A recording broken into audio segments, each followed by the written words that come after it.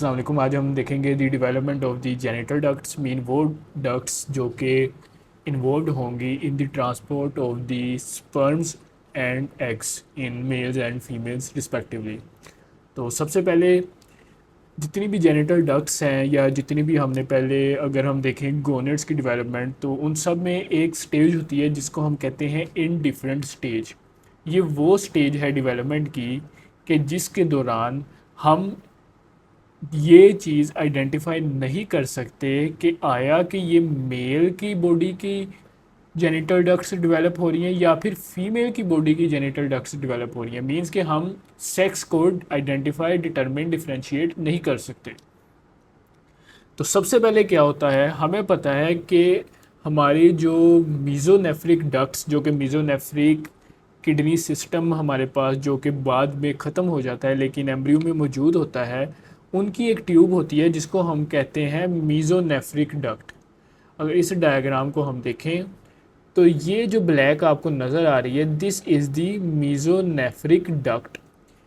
इसी मीज़ोनेफ्रिक डक्ट के एंटीरोलेटरली हमें एक एक्सेसरी डक्ट नज़र आती है जिसको हम कहते हैं पैरामीज़ोनेफ्रिक डक्ट्स।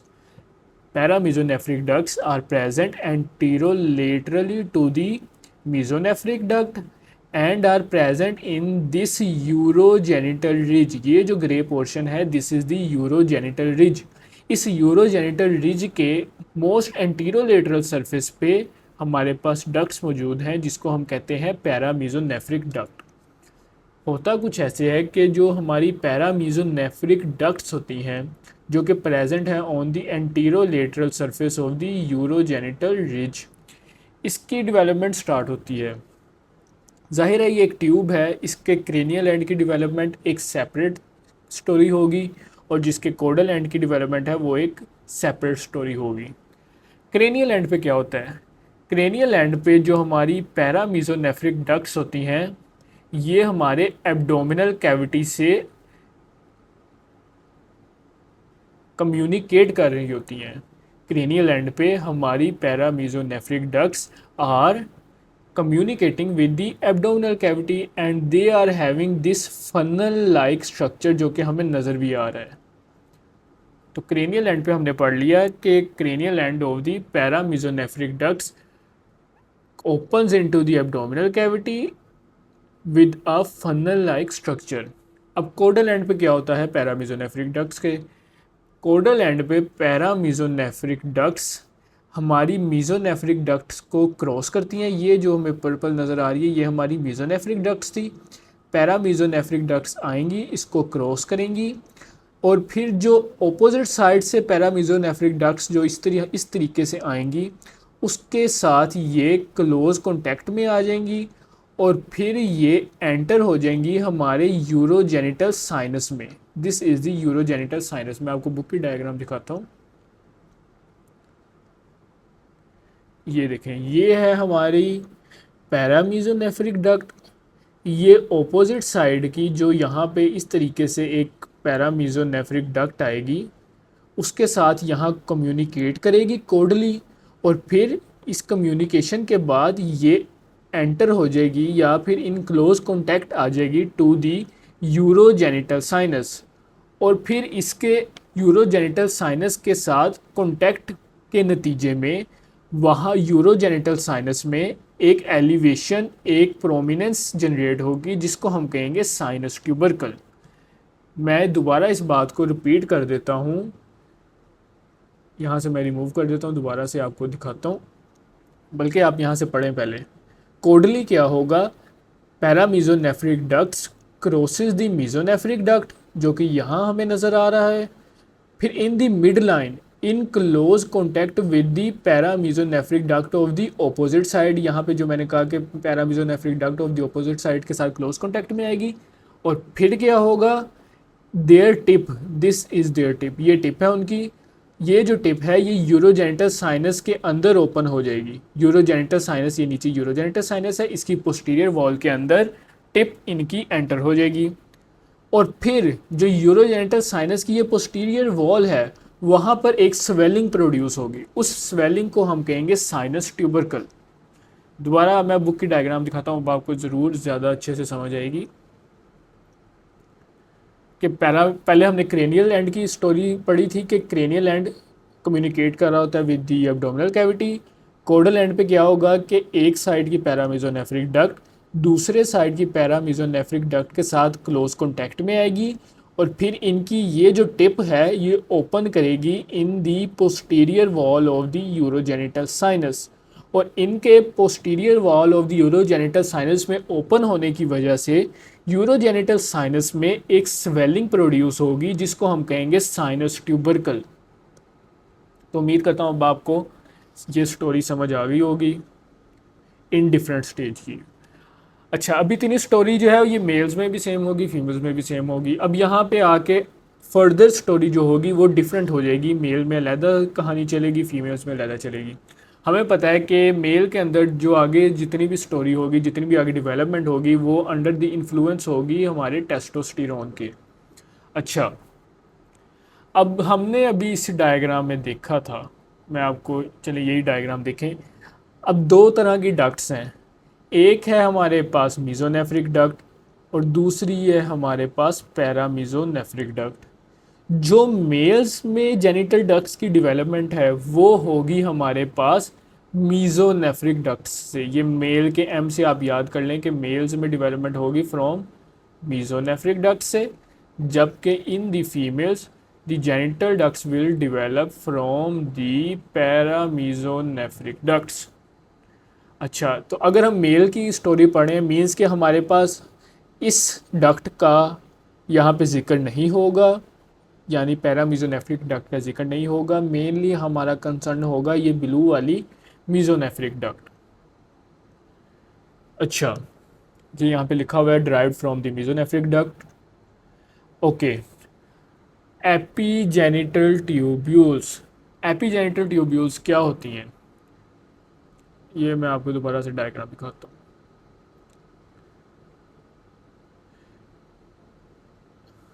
ये जो हमारी मीजोनेफ्रिक डक्ट है, इससे ये आप जो छोटी छोटी ये ब्लू कलर की आप स्मॉल डक्ट्स देख सकते हैं, दीज आर दी एपीजेनिटल ट्यूब्यूल्स। वो फीमेल की डायग्राम थी, ये मैं आपको मेल वाली दिखा रहा हूँ कि ये ब्लू वाली है हमारे पास मीजोनेफ्रिक डक्ट, और इस मीजोनेफ्रिक डक्ट्स से ये जो स्मॉल डक्ट्स निकल रही हैं इनको हम कहेंगे एपीजेनिटल ट्यूब्यूल्स।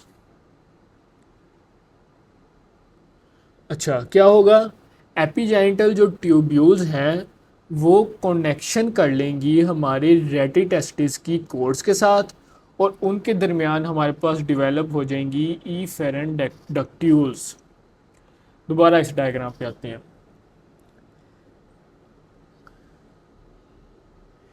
ये थी मीजोनेफ्रिक डक्ट, वहाँ से ओरिजिन हो रहा था एपीजेनिटल ट्यूब्यूल्स का।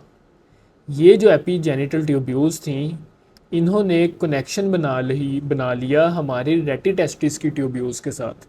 जब ये एपीजेनिटल ट्यूब्यूल्स कम्युनिकेट करने लग गई हमारे रेटिटेस्टिस के साथ, तो इसके रिज़ल्ट में जो हमारे पास स्ट्रक्चर बनेगा, जो ट्यूब्यूल्स बनेंगी, उनको हम कह देंगे ईफेरेंट डक्ट्यूल्स।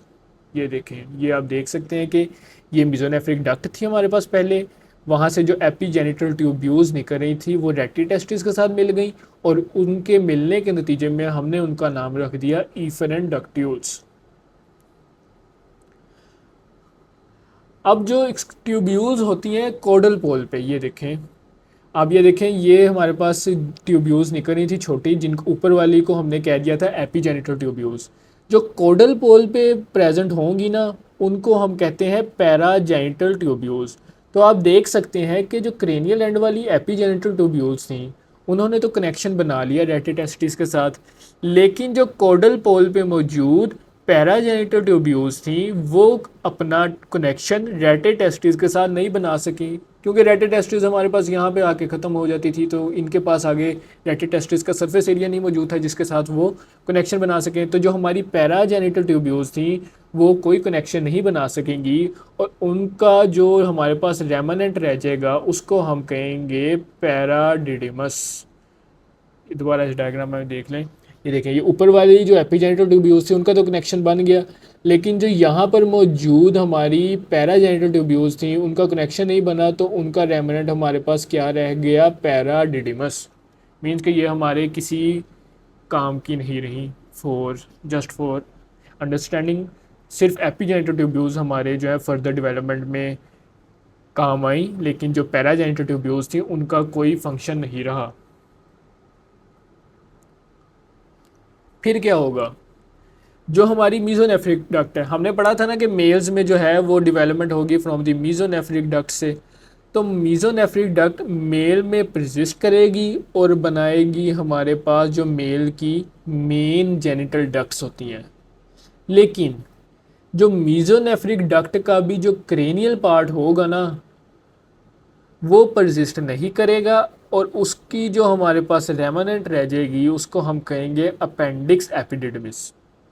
इस डायग्राम में आप दोबारा देखें, ये हमारे पास पूरी थी मीजोनेफ्रिक डक्ट।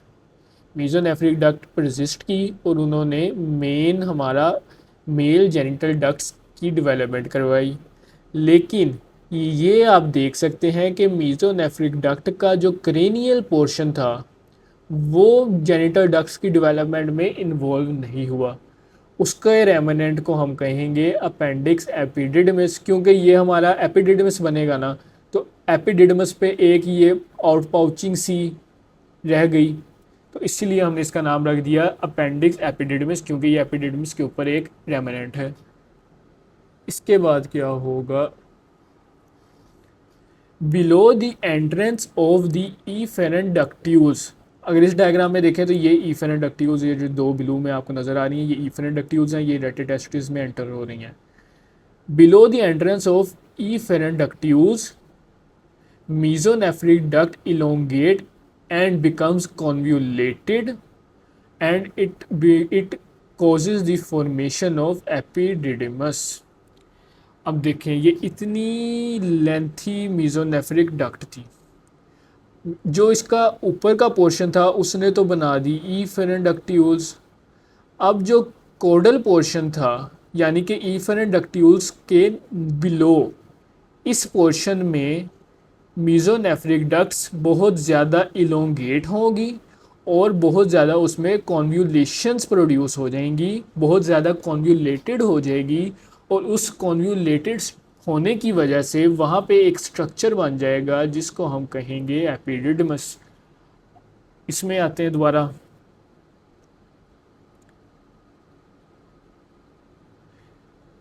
ये इफेरेंट डक्ट्यूल्स है, इनकी एंट्री के बिलो यहाँ पर जो मीजोनेफ्रिक डक्ट थी वो बहुत ज़्यादा इलोंगेट हुई और फिर उसमें बहुत ज़्यादा कॉन्व्यूलेशंस आई, means the duct becomes highly convoluted, and due to these convolutions there is the formation of a structure which is called epididymis. ये देखें, ये एपिडिडमस, ये आपको नज़र आ रहे हैं। उसके बाद क्या होगा, from the tail of epididymis, ये टेल है एपिडिडमस का, मीन्स कि एपिडिडमस का लोवेस्ट पार्ट उसको हम टेल कहेंगे। From the tail of epididymis means from this area to the entry of, sorry, from tail of epididymis to the seminal vesicle. Seminal vesicles हमें पता है ग्लैंड मौजूद होते हैं मेल्स के अंदर, तो एपिडिडमस की टेल से लेकर यहाँ पे जो फर्दर हमारे पास ग्लैंड मौजूद हो गए सेमिनल वेजिकल, इसके दरमियान में ये जो मीजोनेफ्रिक डक्ट थी ये एक्वायर करेगी highly muscular walls, highly muscular coat, जो कि बहुत ज़्यादा थिक होता है। उस मस्कुलर कोट के एक्वायर करने के नतीजे में हम इसको नाम दे देंगे डक्टस डेफरेंस का या वास डेफरेंस। दोबारा से मैं बताता हूँ, टेल ऑफ एपिडिडमस से लेके सेमिनल वेजिकल तक जो मीजोनेफ्रिक डक्ट का पार्ट था वो बहुत ज़्यादा मस्कुलर स्ट्रक्चर एक बन जाता है, मींस के जो इस मीजोनेफ्रिक डक्ट की वॉल्स थी उसमें हाईली मस्कुलर थिकनिंग्स पर आ जाती हैं, उस मस्कुलर वॉल बनने के नतीजे में हम इसको नाम दे देते हैं डक्टस डेफरेंस का। Okay, this Sertoli cells, Sertoli cells हमें पता है मेल्स में मौजूद होते हैं। ये जो सर्टोली सेल्स हैं ये स्क्रीड करते हैं एक हार्मोन जिसका नाम है एंटी मुलेरियन हार्मोन और मुलेरियन इनहिबिटरी सब्सटेंस। अब ये मुलेरियन क्या लफ्ज़ है? मुलेरियन वर्ड हम यूज़ करते हैं हमारी पैरामीजोनेफ्रिक डक्ट्स के लिए। तो हमें पता है कि मेल्स के अंदर तो जेनिटल डक्ट्स की डेवलपमेंट होनी है मीजोनेफ्रिक सिस्टम से, तो पैरामीजोनेफ्रिक सिस्टम का मेल्स के अंदर कोई रोल नहीं है। तो मेल के सर्टोली सेल्स ये hormone anti Mullerian hormone produce करते हैं जो कि पैरामीजोनेफ्रिक डक्ट्स की डीजेनरेशन करवा देता है। उस डीजेनरेशन के नतीजे में पैरामीजोनेफ्रिक डक्ट्स ख़त्म हो जाती हैं। लेकिन जिस तरह इस मीजोनेफ्रिक डक्ट के क्रेनियल पोर्शन पे था अपेंडिक्स एपिडिडमिस, इसी तरह पैरामीजोनेफ्रिक डक्ट का भी एक रेमिनेंट रह जाता है, उसको हम कहते हैं अपेंडिक्स टेस्टिस। तो उम्मीद करता हूँ आपको मेल की जो है वो जेनिटल डक्ट्स की डेवलपमेंट समझ आ जाएगी। अब हम चलते हैं फीमेल की तरफ। फीमेल में क्या होता है? फीमेल में जिस तरह हमने मेल में देखा था कि टेस्टोस्टेरोन के इन्फ्लुएंस में जेनिटल डक्ट्स की डेवलपमेंट हो रही थी, तो फीमेल्स में जो जेनिटल डक्ट्स की डेवलपमेंट होगी that will be under the stimulation under the influence of the estrogen hormone, क्योंकि फीमेल के अंदर ना तो टेस्टोस्टेरोन होता है और ना ही एंटी मलेरियन हार्मोन होता है। तो फीमेल्स में हमने पहले भी जिक्र किया था कि फीमेल्स के अंदर जेनिटल डक्ट्स की डेवलपमेंट होगी फ्रॉम दी पैरामीजोनेफ्रिक सिस्टम। तो मीजोनेफ्रिक डक्ट्स जो होंगी वो फीमेल्स के अंदर डीजेनरेट कर जाएंगी। होता क्या है, जो पैरामीजोनेफ्रिक डक्ट्स थी उनको हम 3 पार्ट्स में डिवाइड कर देते हैं। इस डायग्राम में देखते हैं। पहला पार्ट वो है जो कि वर्टिकल है और ये एब्डोमिनल कैविटी के साथ कम्युनिकेट कर रहा है।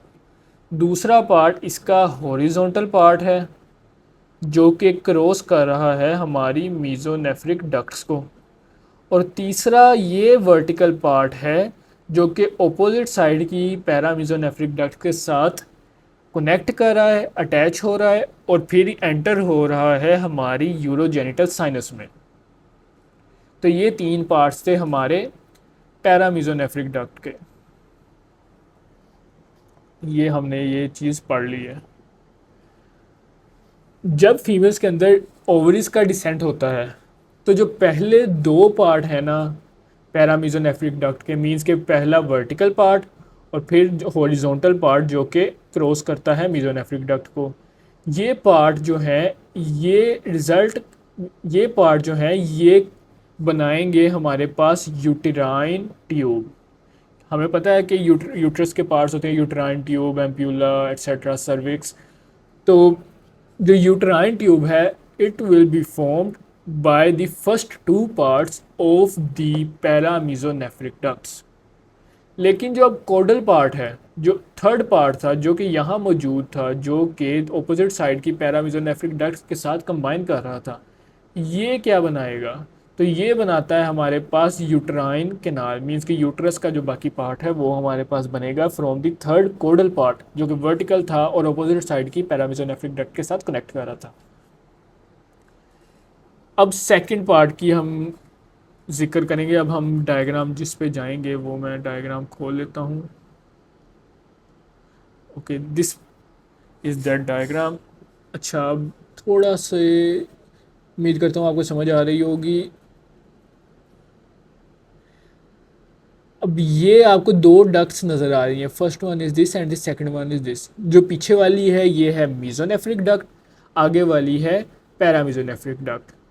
तो जब पैरामीजोनेफ्रिक डक्ट जो सेकंड पार्ट है अगर मेनली हम डिस्कस करें तो वो सेकंड पार्ट हमारे पास मीडियली मूव करता है। ये आप देख सकते हैं, इन्होंने एरोस के निशान से भी जाहिर किया हुआ है कि ये जो पैरामीजोनेफ्रिक डक्ट्स हैं ये मीडियली मूव करेंगी। आप इस डायग्राम को इस डायग्राम से कंपेयर करें तो आपको नज़र आ रहा है कि ये मीडियली मूव करें। मीडियली मूव ये करती करती आपस में इतना मीडियली मूव कर जाएंगी कि दोनों साइड्स की पैरामीजोनेफ्रिक डक्ट्स आपस में कनेक्ट हो जाएंगी और इस कनेक्शन के नतीजे में हमारे पास जो पेल्विक कैविटी है वो दो पार्ट्स में डिवाइड हो जाएगी। यहाँ पे पोस्टीरियर पार्ट को हम कहते हैं यूट्रोरेक्टल पाउच, क्योंकि पीछे हमारा रेक्टम होता है, आगे यूट्रस की प्रोडक्शन हो रही है, यूट्रस की डेवलपमेंट हो रही है, तो इस पाउच को हम कहेंगे यूट्रोरेक्टल पाउच। और आगे हमारे ब्लैडर की डेवलपमेंट होती है, इसीलिए हम इसको कहते हैं यूट्रोवेजाइकल पाउच, सॉरी वेजाइनल कह दिया, यूट्रोवेजाइकल पाउच। ये देखिए वही बात है कि सेकंड पार्ट जो है वो कोडोमीडियली मूव करेगा। इस मूवमेंट की वजह से जो यूरोजेनिटल रिज है वो ट्रांसवर्स प्लेन में आ जाएगी, और फिर जब ये डक्स मिड लाइन में फ्यूज़ करेंगी तो हमारे पास एक ब्रॉड ट्रांसवर्स पेल्विक फोल्ड बन जाएगा, जिसको हम कहेंगे ब्रॉड लिगामेंट ऑफ यूट्रस। और ये ब्रॉड लिगामेंट डिवाइड करता है पेल्विक कैविटी को इनटू यूट्रोरेक्टल पाउच एंड यूट्रोवेसिकल पाउच। अच्छा, अब ये बात अगर हम देखें तो जो यूट्राइन ट्यूब्स हैं वो इस ब्रॉड लिगामेंट के अपर बॉर्डर पे मौजूद होती हैं, और जो हमारे पास ओवरीज हैं, ये ब्लैक वाली ओवरीज, ये इसकी पोस्टीरियर सरफेस पे मौजूद है। ये हमें डायग्राम से भी नज़र आ रहा है, जाहिर है यहाँ पे हमारे पास यूट्राइन ट्यूब्स की डेवलपमेंट होगी तो वो अपर बॉर्डर हो गया, और ये ओवरीज जो है ये इसकी पोस्टीरियर सरफेस में मौजूद है। ये वैसे अगर मैं बताऊँ तो ये एंटीरियर साइड है बॉडी की, this one is the posterior side. तो अब आपको नज़र आ रहा है कि ओवरीज पोस्टीरियर सरफेस पे हैं और जो यूट्राइन ट्यूब्स हैं ये उसके अपर बॉर्डर पे मौजूद हैं। डिफ्यूज्ड पैरामीजोनेफ्रिक डक्ट्स, यानी कि ये give rise to the corpus and cervix of the uterus and upper part of the vagina. जब हम वेजाइना की डेवलपमेंट पढ़ेंगे तो हमें पता चलेगा कि जो वेजाइना भी दो पार्ट से डेवलप हो रहा होता है। नीचेला उसका जो लोअर पार्ट है वो यूरोजेनिटल साइनस से डेवलप होता है, जबकि उसका अपर पार्ट है वो हमारे पास पैरामीजोनेफ्रिक डक्ट्स से ही डेवलप होता है। यूट्रस, फिर हमें पता है कि फर्दर डेवलपमेंट की वजह से जो यूट्रस का एक मस्कुलर अंदर लाइनिंग आ जाएगी जिसको हम मायोमीट्रियम कहते हैं, और जो उसकी पेरिटोनियल कवरिंग होगी मोस्ट आउटसाइड उसको हम कहेंगे पेरीमीट्रियम।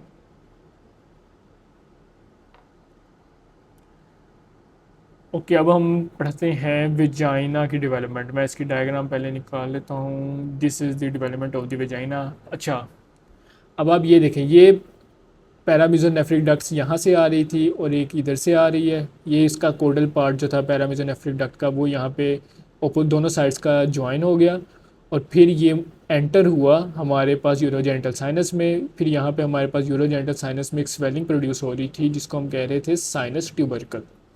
ठीक है, अब आप देखें कि जो यूरोजेनिटल साइनस है इसके ऊपर दो हमारे पास एलिवेशंस प्रोड्यूस हो रही हैं, दो इवेजिनेशंस प्रोड्यूस हो रही हैं हमारे पास यूरोजेनिटल साइनस की वॉल पे।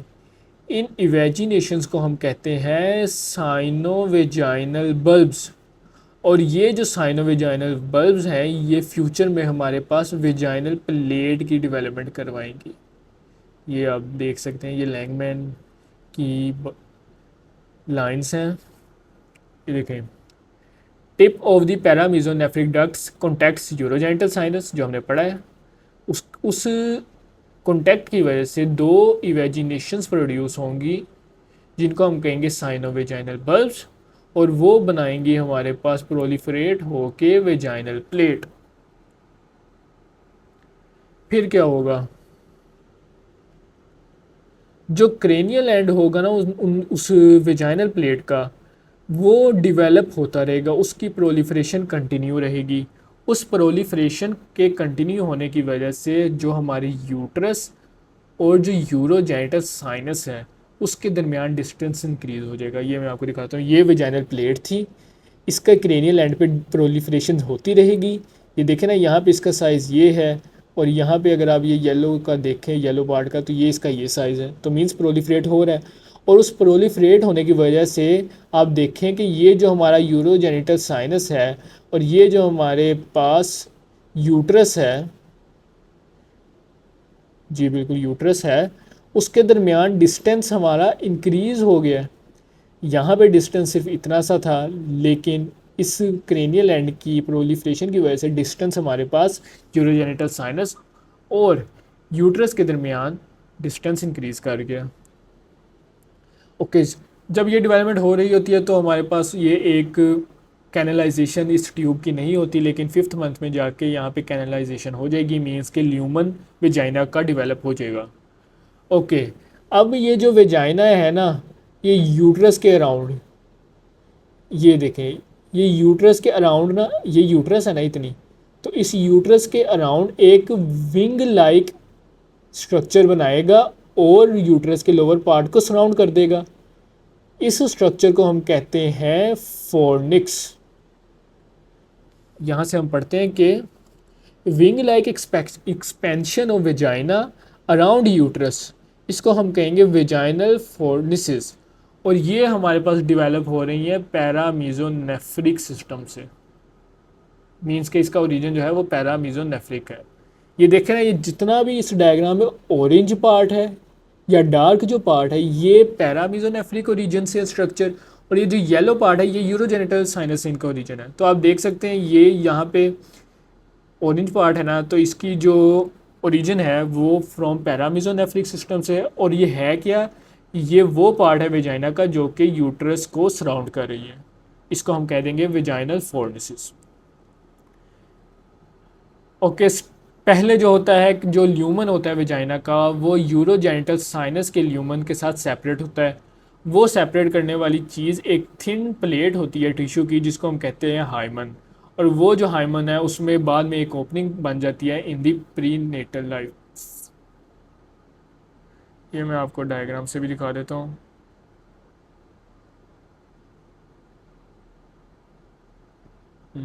डायग्राम कहाँ है इसकी?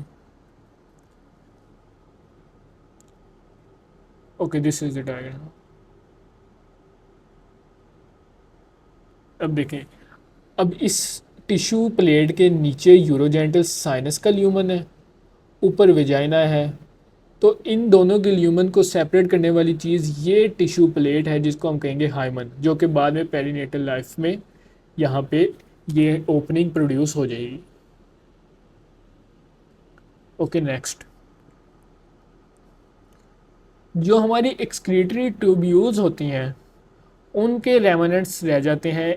एक को हम कहते हैं epoophoron and the other one is called paroophoron. ये आपको मैं डायग्राम में दिखा देता हूँ, इसमें कोई एक मुश्किल चीज़ नहीं है। ये देखें, ये ऊपर जो है ये, और ये नीचे।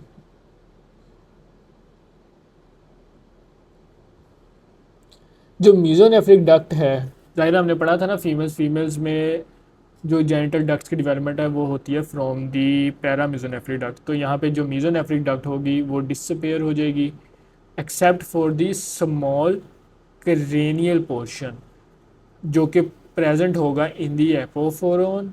वाइल द कोडल जो पार्ट होगा वहाँ पे भी इसका एक रेमिनेंट रह जाता है जो कि प्रेजेंट होता है वॉल ऑफ यूट्रस या वेजाइना में, जो कि लेटर इन लाइफ बना देता है गार्टनर सिस्ट। वो भी मैं आपको दिखा देता हूँ डायग्राम में। ये देखें, क्रेनियल पार्ट का जो रेमिनेंट है वो यहाँ मौजूद है, जबकि जो कोडली या तो वेजाइना की वॉल में या तो यूट्रस की वॉल में एक सिस्ट बनाएगा लेटर इन लाइफ में, उसको हम कहेंगे गार्टनर सिस्ट। तो इस तरह वेजाइना की डेवलपमेंट भी हो गई है। अब हम पढ़ते हैं एक्सटर्नल जेनिटेलिया की डेवलपमेंट। जिस तरह जेनिटल डक्ट्स की डेवलपमेंट में एक इनडिफरेंट स्टेज थी, इसी तरीके से एक्सटर्नल जेनिटेलिया की डेवलपमेंट में भी हमारे पास एक इनडिफरेंट स्टेज होगी। थर्ड वीक में क्या होता है, जो प्रीमिटिव स्ट्रीक होती है हमारी, वहाँ से कुछ मीजेनकाइमल सेल्स माइग्रेट करेंगे। वो माइग्रेट करके आएंगे हमारे क्लोइकल मेम्ब्रेन के अराउंड, और वहाँ पे आकर ये एक एलिवेटेड फोल्ड्स बना देंगे जिसको हम कहेंगे क्लोइकल फोल्ड्स। डायग्राम में देख लेते हैं हम। ये देखें, ये दरमियान में क्लोइकल मेम्ब्रेन है।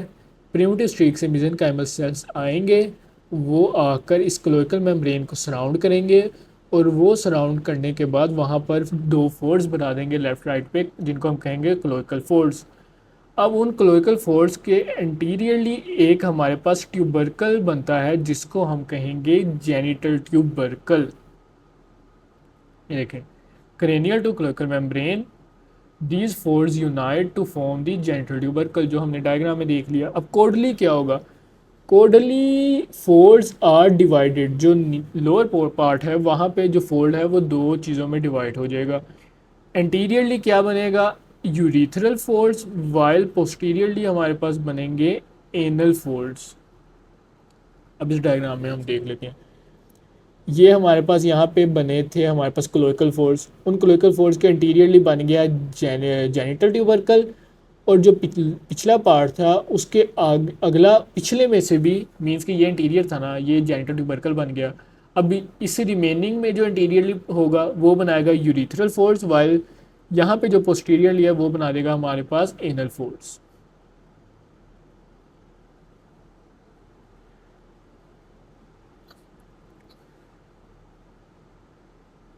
ओके, अब ये जो यूरिथरल फोल्ड्स है ना, उनके भी लेटरली हमारे पास एलिवेशंस या स्वेलिंग्स प्रोड्यूस होती हैं। उन स्वेलिंग्स को हम कहते हैं जेनिटल स्वेलिंग्स। ये जो जेनिटल स्वेलिंग है ये मेल में अलहदा स्ट्रक्चर में डेवलप होंगी, फीमेल में अलहदा। मेल में ये बनाई देंगी स्क्रोटल स्वेलिंग्स, जबकि फीमेल में ये बनाएंगी हमारे पास लेबिया मेजोरा, जो कि यहाँ पे ये सारी बात लिखी हुई है। ओके, अब मेल में under the influence of the androgens, ये जो जेनिटल ट्यूबरकल था, ये देखें मेल में क्या होगा, ये जेनिटल ट्यूबरकल में इलोंगेशन होगी। इलोंगेशन होने की वजह से हमारे पास जो स्ट्रक्चर बनेगा उसको हम कहेंगे फेलिस।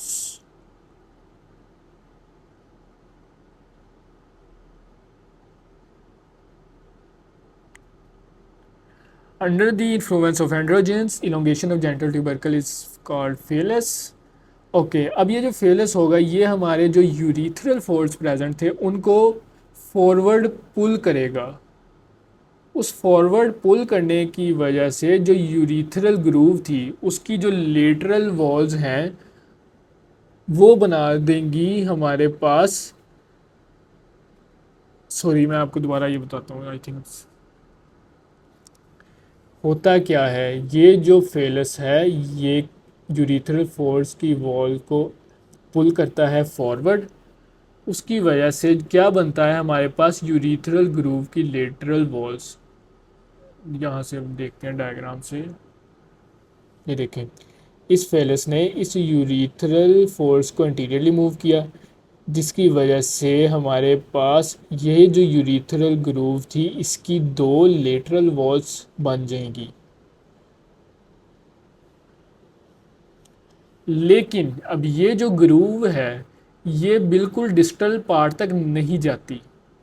डिस्टल पार्ट जिसने ग्लांस बनाना होता है हमारे पास, ये देखें ना, अब ये बन तो रही है लेकिन ये बिल्कुल डिस्टल पार्ट तक नहीं आ रही है हमारे पास यूरिथरल ग्रूव, ये पीछे ही ख़त्म हो रही है। अगर इधर भी देखें तो यहाँ तक ही हमारे पास यूरिथरल ग्रूव आ रही है, ये हमारे पास डिस्टल पार्ट जिसने ग्लैंड्स बनाना है वहाँ तक नहीं जा रही। फिर क्या होगा, epithelial lining of the groove जो कि एंडोडर्मल इन ओरिजिन होती है ये बना देगी यूरिथरल प्लेट। ये अब वही बात है, देखता हूँ कोई न्यू इसकी डायग्राम नहीं, इसी डायग्राम से हम कर लेंगे। यूरिथरल प्लेट, यूरिथरल प्लेट, ये जो यूरिथरल ग्रूव थी इसकी जो लाइनिंग है जो कि ड्राइव्ड है फ्रॉम द एंडोडर्म, ये यहाँ पे बना देगी हमारे पास यूरिथरल प्लेट। फिर क्या होगा, at the end of third month urethral force close over the urethral plate. जैसे कि आप ये देखें, या जिस तरह अभी यहाँ पे ये फोर्स अलहदा हैं दोनों, थर्ड मंथ में क्या होगा, ये दोनों फोल्ड्स आपस में कंबाइन कर देंगे और ये देखें इस डायग्राम में देख सकते हैं, ये यूरिथरल प्लेट थी, ये दो फोल्ड्स थे, आहिस्ता आहिस्ता ये फोल्ड्स आपस में ज्वाइन हो जाएंगे। Urethral folds close over the urethral plate, इस क्लोजर की वजह से हमारे पास बन जाएगा पिनाइल यूरिथ्रा। अब ये जो पिनाइल यूरिथ्रा था, हमने तो पीछे पढ़ा था ना, यूरिथरल ग्रूव जो थी वो फेलस तक एक्सटेंड नहीं कर रही थी, तो मीन्स के उस यूरिथरल ग्रूव की फोर्स भी जब फोर्स भी जब क्लोज हो गए तो जाहिर है वो फोर्स तो उतने ही समय क्लोज हुए ना जिस जहाँ तक उसकी एक्सटेंट थी। जब यूरिथ्रल ग्रूव ही नहीं फेलस तक जा रही थी तो जाहिर है जो पिनाइल यूरिथ्रा बना वो भी फेलस तक नहीं जा रहा था। तो हमारे पास फेलस तक ल्यूमन कैसे प्रोड्यूस होता है? होता ये है कि फोर्थ मंथ में जो ग्लांस था, ग्लांस वही जो डिस्टल पार्ट था फेलस का, उस ग्लांस के जो एक्टोडर्मल सेल्स हैं वो इनवर्ड पेनिट्रेट कर जाएंगे और उस इनवर्ड पेनिट्रेशन की वजह से हमारे पास एक ल्यूमन ऑब्टेन होगा जिसको हम कहेंगे एक्सटर्नल यूरिथ्रल मीटस। ये मैं आपको बुक की डायग्राम से बताता हूँ। ये देखें, यहाँ तक थी हमारे पास यूरिथ्रल ग्रूव। यूरिथ्रल ग्रूव के जब फोर्ड्स क्लोज हो गए तो यहाँ पे हमारे पास पिनाइल यूरिथ्रा बन गया। लेकिन ये डिस्टल पार्ट में हमारे पास अभी तक ल्यूमन प्रेजेंट नहीं है। तो यहाँ पे ल्यूमन कैसे प्रेजेंट होगा कि यहाँ पर जो कुछ एक्टोडर्मल सेल्स होंगे ना वो इनवर्ड इवेजिनेशन स्टार्ट कर देंगे, इन्वेजिनेशन। उस इनवर्ड इन्वेजिनेशन की वजह से ये आप देख सकते हैं हमारे पास यहाँ पर भी ल्यूमन प्रोड्यूस हो गया। तो उस ल्यूमन को हम कह देंगे एक्सटर्नल यूरिथ्रल मीटस। अब जो स्क्रोटल स्वेलिंग थी, जो जेनिटल स्वेलिंग्स हमने पढ़ा था, वो क्या होगा उनमें? वो जो स्क्रोटल स्वेलिंग्स हैं वो जो है कोडली मूव करेंगी और स्क्रोटम बना देंगी। लेकिन ज़ाहिर है जो स्क्रोटम है वो भी दो पार्ट्स में डिवाइड होता है by the scrotal septum. Females में इसकी डेवलपमेंट बहुत इजी है। जिस तरह मेल में एंड्रोजन्स की इन्फ्लुएंस में था, फीमेल्स में एस्ट्रोजन की इन्फ्लुएंस में हमारे पास डेवलप होंगी हमारे पास एक्सटर्नल जेनिटेलिया। जो जेनिटल ट्यूबरकल जो मेल में पहले फेलस बना रहा था वो फीमेल में बनाएगा क्लाइटोरिस। जो यूरिथ्रल फोर्स थे हमारे पास जो कि क्लोज हो गए थे, बाद में उन्होंने पिनाइल यूरिथ्रा बना दिया था हमारे पास मेल्स में, वो फीमेल्स के अंदर जो यूरिथ्रल फोर्स हैं वो बनाएंगे लेबिया माइनोरा। लेकिन याद रखें कि मेल के अंदर जो यूरिथ्रल फोर्स थे वो क्लोज हो गए थे और क्लोज होने के बाद पिनाइल यूरिथ्रा बना था।